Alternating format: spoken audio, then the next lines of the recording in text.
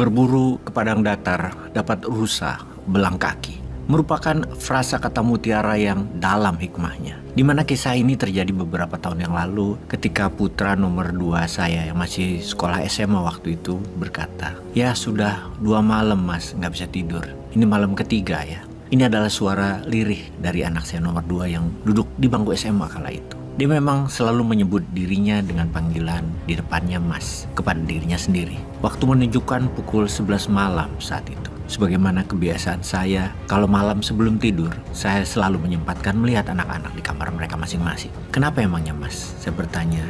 Dan dia jawab, "Nggak tahu ayah, padahal badan capek banget. Kemarin renang, dari pulang sekolah sampai maghrib. Terus hari ini futsal, capek belajar, capek olahraga, tapi kok nggak bisa tidur. Jam 2 malam lebih kemarin kayaknya baru bisa tidur." Saya pun bertanya, "Mas ada mikir apa?" "Nggak tahu ya, kayak orang bingung gitu, kayak orang nggak tahu mau ngapain," katanya sambil duduk dari pembaringan tidurnya. Saya nyalakan lampu kamarnya dan duduk di sampingnya sambil mencari ide apa kira-kira yang harus saya sarankan atau lakukan kepadanya. Mendadak terbersit, saya keingat sesuatu. Saya punya janji memberikan buku kepada seorang kakak asuh di panti yatim di Bilangan Cipinang. Gini mas, mau nggak nemenin ayah ke yayasan yatim di Cipinang sekarang? Dan karena jalanan sudah tengah malam, bagaimana kalau mas yang nyetir? Wajahnya berubah semangat. Dia mengangguk cepat sambil mengganti baju segera. Melihat wajahnya berubah semangat, saya pun jadi semangat. Saya bangunkan orang rumah dan pamit bahwa kita berdua mau menuju panti yatim karena dia nggak bisa tidur, si Kang Mas ini. Sekaligus melancarkan nyetir mobilnya, sekaligus memenuhi janji kepada sahabat lama kakak asuh panti tersebut dari saya. 1 kali dayung 3-4 pulau terlampaui. Dia pun memundurkan mobil, saya membuka gerbang, dan gang di depan rumah kami yang sempit mulus dia lewati dengan lincah. Saya memujinya. "Wah mas sudah mahir ya." "Oh iya ayah, kan sering latihan pakai mobil teman-teman," katanya sambil tertawa. Selagi berdua seperti ini memang private moment yang spesial bagi saya. Diskusi banyak hal disempatkan, termasuk menjawab pertanyaan dia, "Emang nggak apa-apa datang malam-malam ke yayasan panti yatim?" Disinilah kesempatan melakukan guiding atau mentoring yang tepat, bukan dengan wejangan namun sebisa mungkin dengan pengalaman. Saya menjawab, "Mas, sudah ngurus panti yatim lebih tua dari umur kamu. Kalau sekarang umur kamu 15 tahunan, ayah kira-kira mengenal, mengelola, dan sebisa mungkin membantu panti yatim itu lebih dari 18 tahun. Tahun 1996 ayah pertama kali terlibat hingga sekarang. Oh ya, panti yatim di Cipinang ini walau kita datang jam 1 malam, pasti ada yang bangun. Entah mereka yang mau sholat malam atau lagi ngaji, apapun itu. Mereka ada kehidupan kok di sana. Ada 150 anak di sana. Tempatnya overcrowded sih. Sudah kelebihan kapasitas, jadi sering ada yang nggak kebagian tempat tidur. Nanti mas lihat aja. Benar dugaan saya. Begitu kami di sana ada anak-anak yang belum tidur. Lalu saya tanya kepada seorang anak yang menyapa kami di halaman depan. "Nah, Pak Ustadz Usman ada?" "Ada pak, tapi sudah tidur. Adiknya ada, barusan lewat sini." Saya pun bertanya, "Pak Amin?" Saya mencoba memastikan. "Iya pak," dijawab anak tersebut. "Wah kebetulan, tolong panggil ya, saya tunggu di ruang tamu." Saya menengok ke Fatur dan saya memperhatikan dia berjalan ke arah belakang. Ini adalah kedatangan pertama darinya ke sini. Tak lama saya pun sibuk berdialog dengan sahabat lama yang tinggal di Surabaya yang kebetulan sedang mengunjungi kakaknya di Jakarta. Tak terasa waktu menunjukkan pukul 2 malam, saya ngantuk sekali, saya pun mohon diri. Fatur dengan cepat berjalan pamit, cium tangan Pak Amin, lalu dengan tertunduk dia memberikan kunci mobil ke saya. "Ayah aja yang nyetir," katanya lirih. Saya melirik dengan sudut mata, raut wajahnya agak lusuh entah kenapa. Namun saya pura-pura tidak tahu. Mobil bergerak, dia merubuhkan posisi sandaran tempat duduk dan merebahkan dirinya tidur dengan posisi membelakangi saya. Tidur sedikit melingkar. Saya bertanya dalam hati, kenapa ini anak? Malam yang sepi hening, jalan mobil melaju cepat. Saya memperhatikan gerakan Fatur sesekali dan saya mengerti. Dia sedang menangis atau menahan tangis. Saya jadi penasaran. Saya pun bertanya, "Kenapa mas?" Dia tidak menjawab. Dia diam saja. Tak lama, suara parau dia berkata, "Nggak apa-apa ya, hanya sedih aja." Saya pun tidak meneruskan bertanya.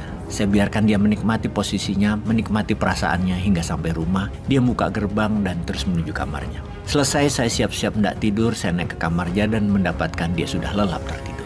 Memang biasanya sehabis menangis tidur memang menjadi cepat dan yang membuat penasaran adalah mengapa dia menangis. Otoritatif orang tua yang kurius, pengen tahu, saya tahan aja. Saya bersabar, toh kalau waktunya dia merasa ingin bicara, dia akan bicara juga. Singkat cerita, waktu berjalan cepat. Keesokan harinya, waktu jam 8 malam saya baru tiba di rumah. Saya tidak melihat dirinya, sehingga saya bertanya pada kakaknya, "Kemana sih mas? Sudah tidur ya?" Kecapean dia, ngantuk, pulang jam 7 malam tadi. Makan, mandi, langsung tidur. Wah, Sudah nggak insomnia dia? Saya bercanda menyeletuk tersebut, yang dibalas dengan senyum lebar sang kakak. Saya pun seperti biasa melakukan ritual rutin, nonton Discovery Channel atau Sport Channel di TV sebagai bentuk refreshing saya. Jam 10-an atau 11 tiba, ritual harian pun saya lakukan. Cek kamar anak-anak ke lantai 2. Dari posisi tangga saya melihat kamar Fatur lampunya masih nyala. Pikiran saya pun berasumsi, apa dia nggak bisa tidur lagi? Saya membuka pintu kamarnya perlahan, mata dengan cepat menyapu kamarnya yang kecil, sempit, dan mendapatkan Fatur sedang meringkuk tidur lelap sekali. Agaknya saking capeknya lampu lupa dimatikan. Saya pun menjulurkan tangan mematikan lampu kamarnya, klik, lalu pelan-pelan menutup pintu.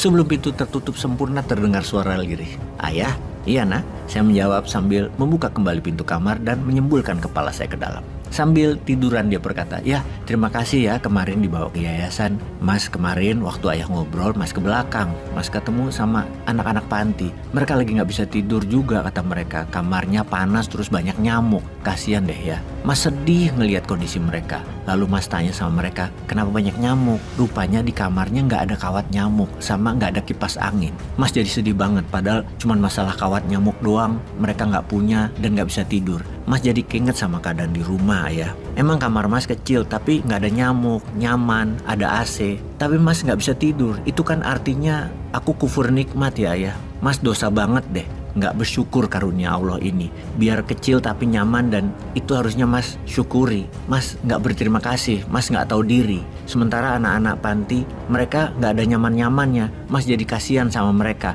Karena itu mas kemarin nangis pas pulang dari yayasan. Mas nangis karena sebel sama diri sendiri yang gak tahu diri. Terus kasihan sama anak panti. Kedua perasaan itu bercampur aduk. Jadi mas diem dan nangis ayah. Saya pun terdiam mendengar ceritanya. Ia melanjutkan ceritanya. Jadi tadi di sekolah mas cerita sama teman-teman dan ternyata banyak yang tersentuh. Kita pada kumpulin duit ayah. Alhamdulillah terkumpul 1,5 juta. Terus kita pakai angkot ke yayasan. Pulang sekolah tuh kita beliin 2 kipas angin sama kawat nyamuk. Terus teman-teman mas banyak juga yang sedih ngeliat sarana di sana. Kan teman-teman mas banyak yang tajir keluarganya juga pada bilang gini, kita harus bersyukur loh sama keadaan kita dan kita harus berbagi sebagai ungkapan syukur kita kepada mereka. Makasih ya Tur sudah diingetin. Gitu ya, seru deh tadi. Saya sekali lagi hanya bisa menggerakkan badan saya mendekati dirinya, kemudian memeluknya erat sambil berkata, "Nak, ada satu lagi yang kamu harus bersyukur dan ayah syukuri. Banyak orang datang ke tempat yang sama, melihat hal yang sama. Namun Mas Fatur melihat dari sisi yang berbeda.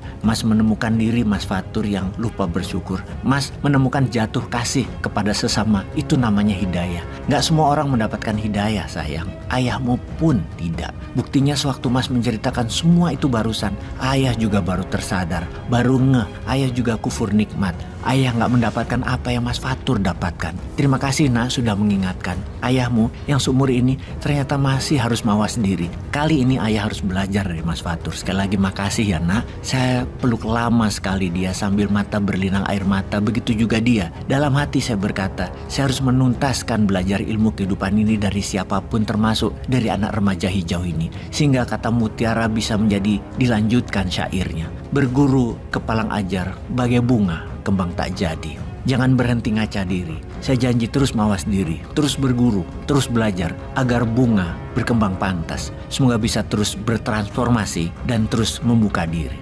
Merdeka.